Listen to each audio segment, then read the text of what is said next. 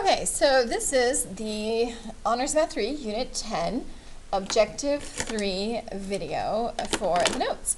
So Objective 3 is horrifically long, people. So the good thing is, I guess the good thing, is that it is split over 2 different days, 2 different block days, whether you had been here in school or distance learning. But even with it split into 2 days, I do apologize, it's still horrifically long. Okay, so grab a snack, a little bit of water, because you are going to want to pause regularly just to get up and stretch.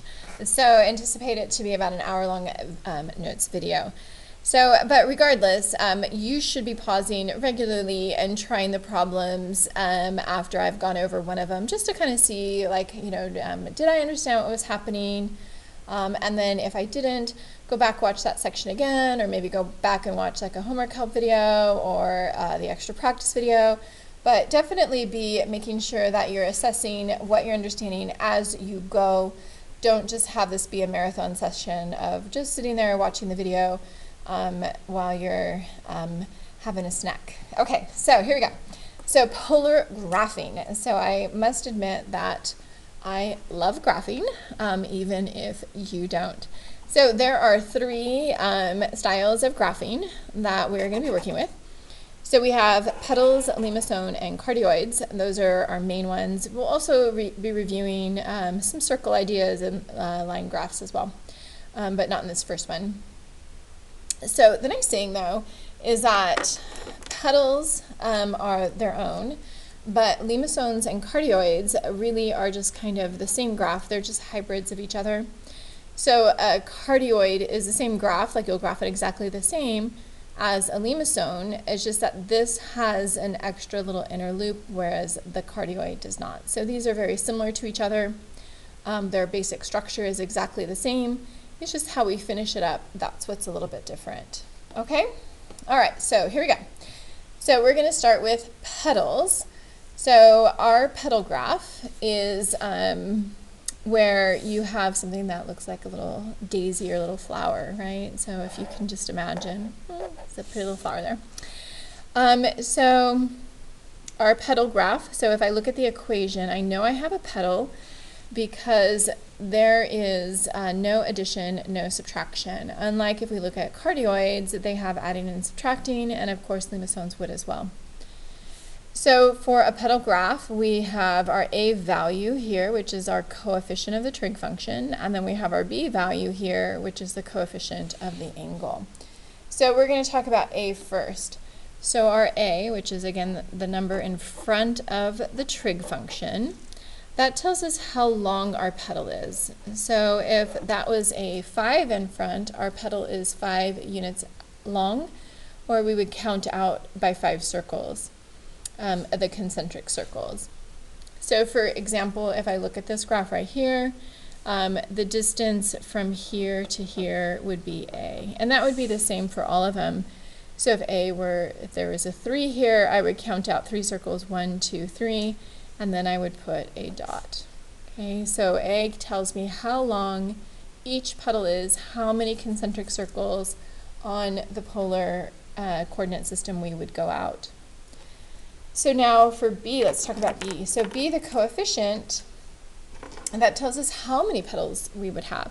So if we look at that number in front of theta, then that is telling us helping us find the number of petals. So there is always double the number of petals, but this is going to get super confusing here.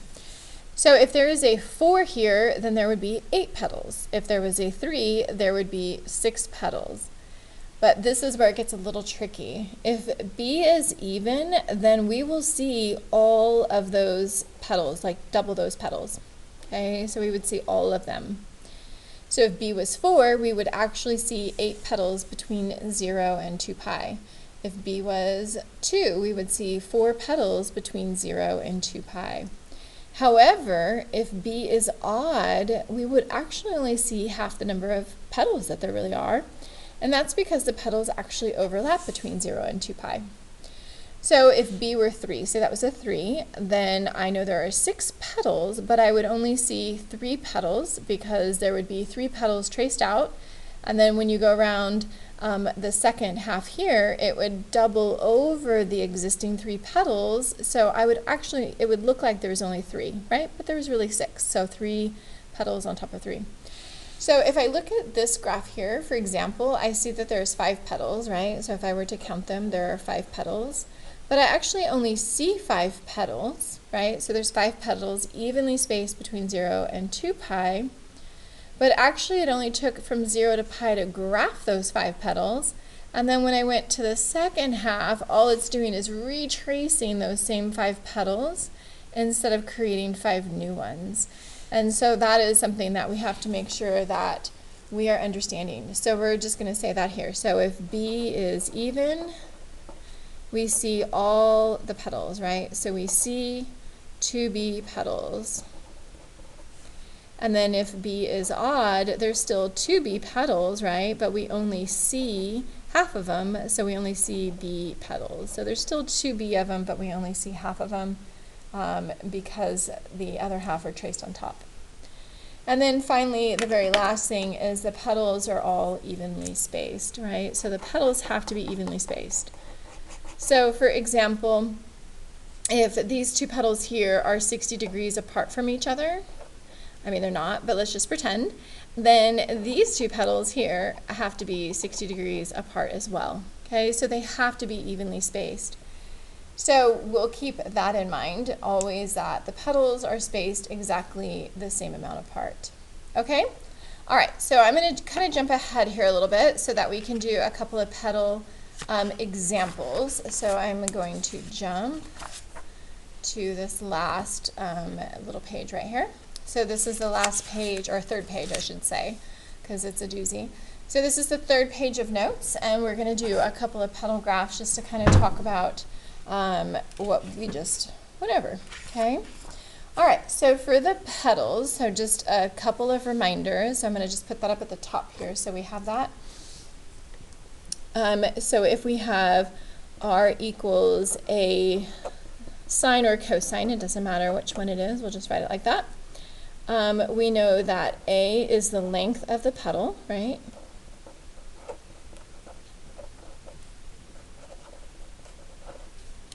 And we know that there are 2 B petals, but we see 2B if B is even, and we see only B petals if B is odd, right? So that's kind of an important idea there, okay?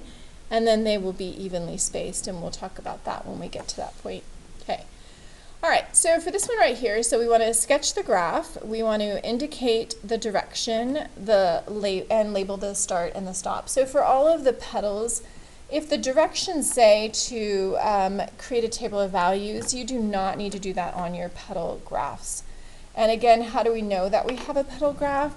There is no addition or subtraction anywhere in the problem, right? So no adding, no subtracting, it's got to be a petal graph. And sometimes it looks like a circle or a single petal. So that's kind of something to keep in mind as well. So no adding, no subtracting, so it is a petal graph, and that's what we're going to be drawing. Okay, so the very first thing we want to do, so we're going to take a look at the steps here. So we always want to solve for where r is equal to a, and then we're going to plot that point. And so really what we're doing is this is helping me find the first petal, okay? So it finds that placement of that very first petal. Okay, so it finds our first petal.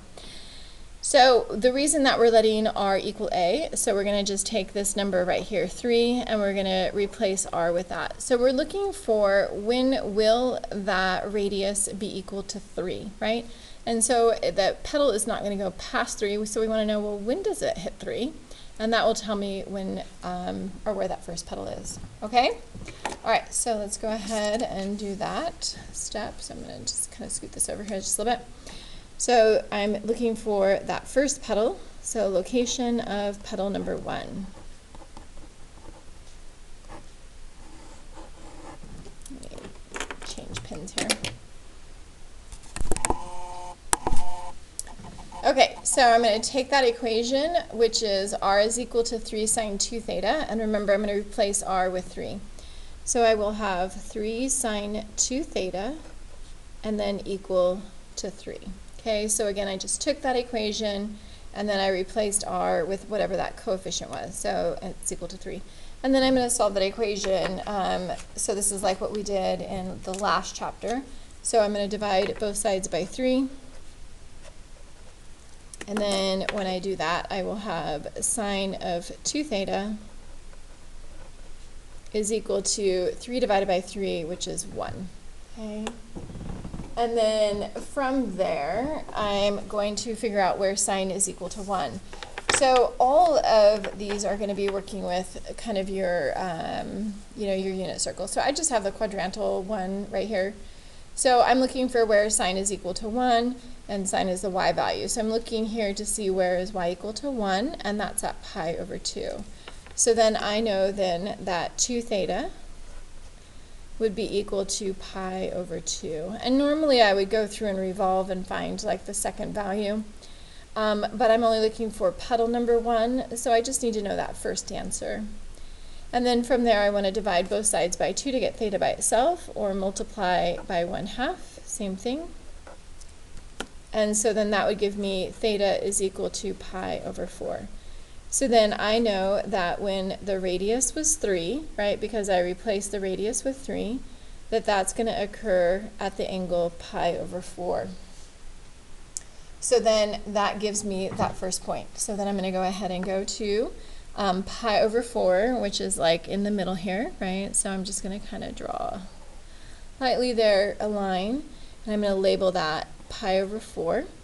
And then I'm going to go out a radius of 3 units, so 3 circles. So 1, 2, 3, and then I'm going to put a dot there.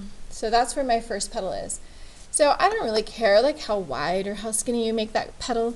Just get like, your little petal in there. So you're just doing kind of a teardrop shape where you're at the origin, or the pole, sorry, and then through that first point. So there is my first petal. And so then now to find the rest of the petals, we have to know, well, how many are there? And like how many am I going to see, and then what would be the spacing. So we're going to go ahead and do that next. So we're going to do the number of petals. So that would be the next step.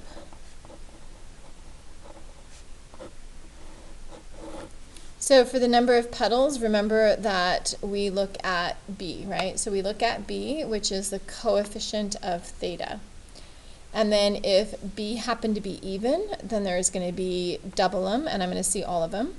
But if B is odd, they're still double, but I'm only going to see B. So if there's even, double it, odd, don't. Okay.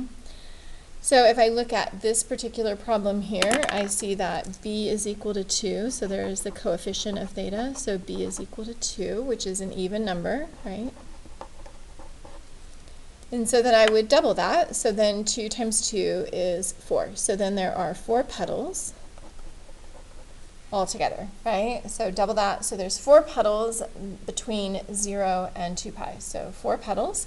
So then for the spacing, so then that's easy to do, right? So my spacing for them, because it has to be evenly spaced, and I'm going to do this in radians, it's 0 to 2 pi. So I would know that I have 2 pi, and 4 petals have to fit into that. So 2 pi divided by 4. And so I'm going to actually leave it as 2 pi over 4. I know it reduces to pi over 2, like I know that. But I have this common denominator of 4 I have to look at. And so I'm going to go ahead and leave that in terms of 4 so that I can figure out where that next one lands, right? Okay, so I know my first petal was at pi over 4. So I'm going to stay on this circle right here because remember, it has to be 3 radians out, right? So, or 3 radians. 3 circles out. And so I know then that tip, they're all going to be just kind of on that circle because that's 3 circles out. So my first petal was at pi over 4. So then I'm going to add 2 pi over 4 to that, right? So I'm going to add 2 pi over 4 because that's where the next one will be in order for it to be evenly spaced. So that will land me at 3 pi over 4. So in the middle here, and I want to be on that same circle. Then I'm going to draw another little teardrop. And then I'm going to go another 2 pi over 4. So this is 4 pi over 4 here. So that will land me at 5 pi over 4 because they're evenly spaced. And then maybe at that same circle, another teardrop. So 5 pi over 4. And then one more, so 7 pi over 4. Whoops, my light just went out. Got dark all of a sudden. You can see, but I can't. Okay, there we go. All right, and so then that would put me at 7 pi over 4 with another teardrop. So 7 pi over 4. There you go. So that's how we graph petals, okay? All right, so if you think you got it, go ahead and press pause right now and try a couple of them. Fast forward, see if you got the same thing I did, and then you're good with petals. But I'm going to go ahead and work through all of them, but go ahead and press pause, try them yourself, and then fast forward, see if you got the same answer as I did, and then you're probably good to go. All right, so here we go. So question number 6, so we're going to find petal number 1 first, always that. Where is the location of petal number 1? And again, we find that by taking that number in front and replacing r with that number. So I have 4 cosine 3 theta. Replace r with 4, and then solve that equation. So to solve it, I'm going to divide both sides by 4.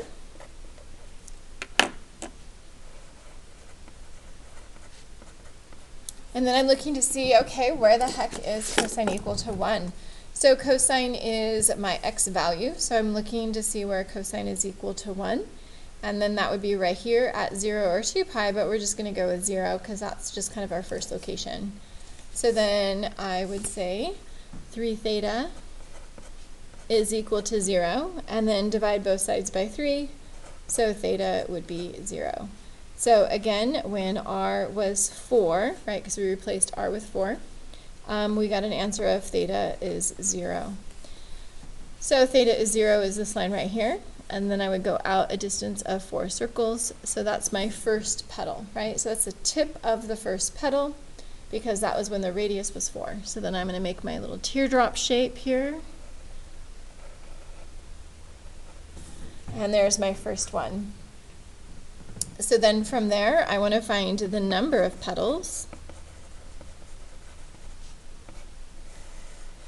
So to find the number of petals, remember we look at B, and so whatever the value for B is, that's going to help me out here, right? So if I look right here, so this is B is equal to 3, which is an odd number, right? And so if it is an odd number, even though there really are 6 petals, we are only going to see half of them, so we're only going to see 3 of them, okay? So we will only see 3 petals, because the other 3 are just layered on top. So even though I only drew 1, there's actually 2 there, right? The first one, and then when it kept going around, then a second one would be drawn on it. And then the spacing, so they're going to be evenly spaced.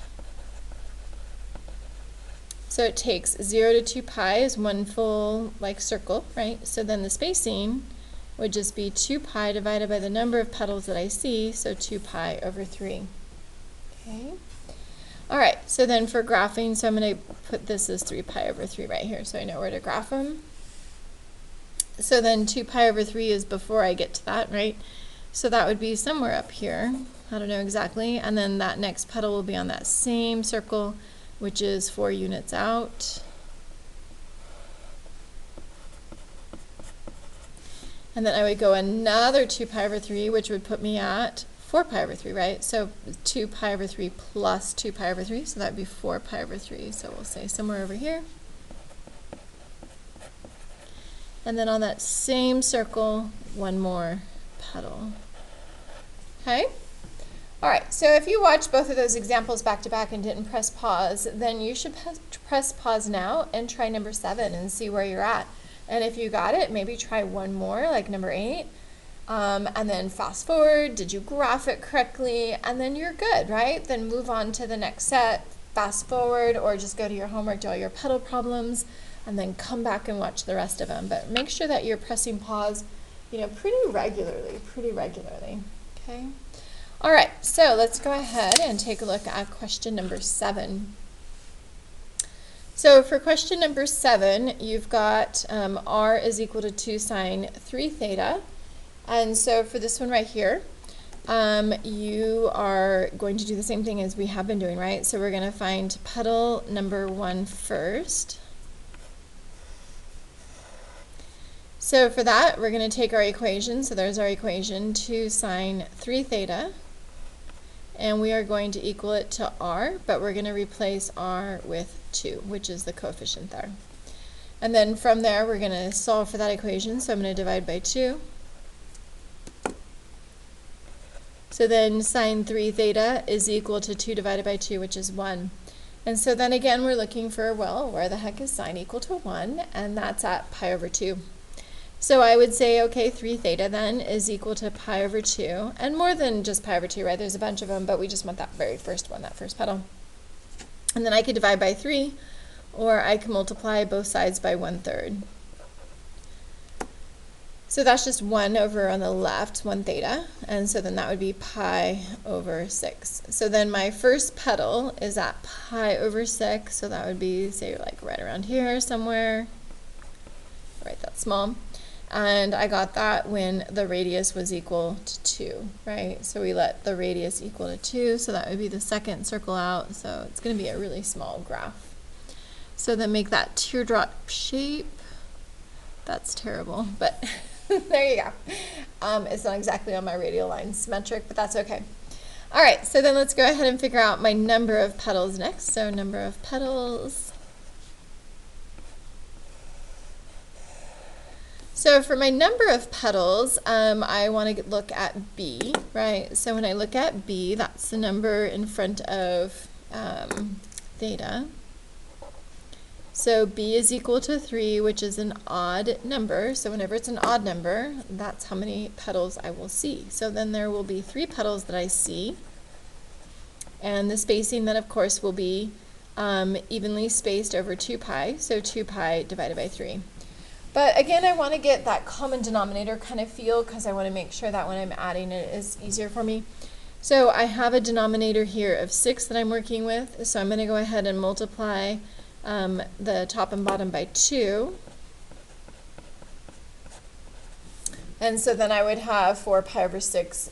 And again, that spacing there that I came up with, that's just to kind of help me out with like finding the distance and the spacing between them. Okay?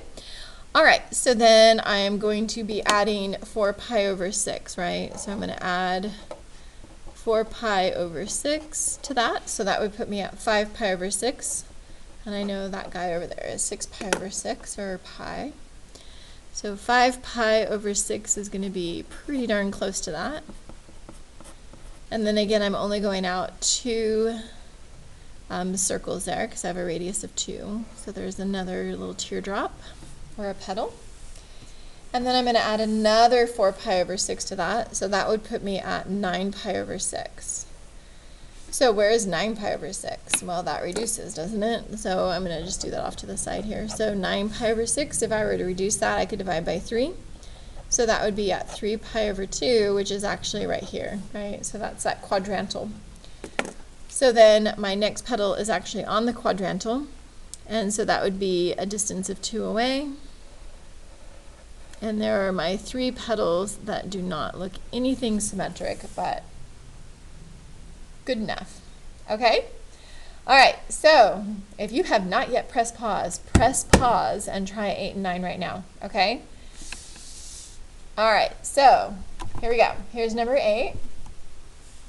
And so for this one right here, we have r is equal to 1 cosine of 2 theta. So I want to find my first petal, like where is it located? So petal number 1. So to do that, I'm going to take that equation, cosine of 2 theta, and I'm always going to equal it to that coefficient, and that's what I'm going to replace with r. So the coefficient here is implied 1, so that would just be 1.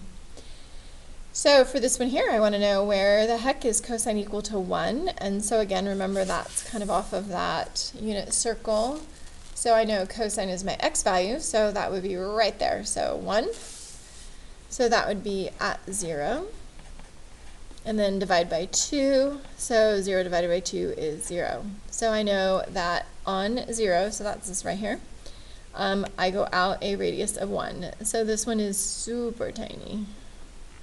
So just a little baby petal right there. Okay, so that just looks like a big giant dot. But there you go. So I went out a radius of 1 on 0. Okay. All right, and then let's find the number of petals next.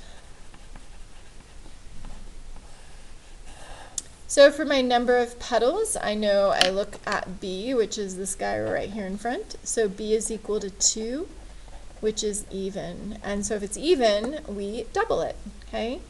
So then that means I'm actually going to see 4 petals, right? So there's always double the petals. It's just, do we see all of them or half of them, right? So 4 petals. And then, so for my spacing, that would be 2 pi over 4, because there's 4 petals, or pi over 2, okay? So for this one here, so I'm just starting on 0, so then I just have to go every pi over 2, which is like all the quadrantals. So that means on each of the quadrantals, there's going to be a petal of radius 1. So we're going to go at pi over 2, a radius of 1, and then add pi over 2, put you over at pi with a radius of 1, and one more, 3 pi over 2 with a radius of 1. So there is my itty bitty flower. Okay. All right, last one, number 9.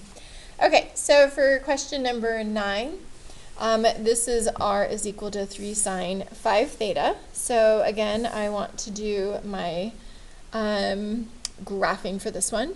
So I want to find petal number 1. Always the first thing I want to do is where is that first petal located, because once I know that, I know where to put all of them.